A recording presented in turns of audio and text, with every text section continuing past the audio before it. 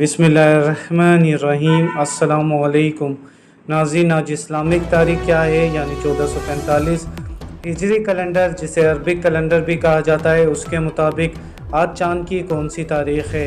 ये बात हमारे नाज़रीन के इल्म में यकीनन होगी कि ये ज़िलक़दा का मुबारक महीना है।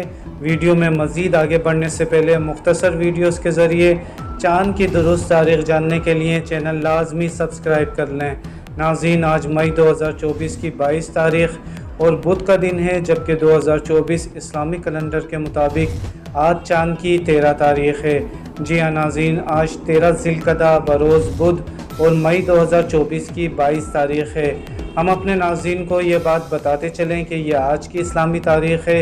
ये वीडियो कुछ दिन बाद देखने वाले नाज़रीन पहले नई चाँद की तारीख़ ज़रूर कन्फर्म कर लें ताकि वो नई दुरुस्त तारीख़ से आगाह हो सकें।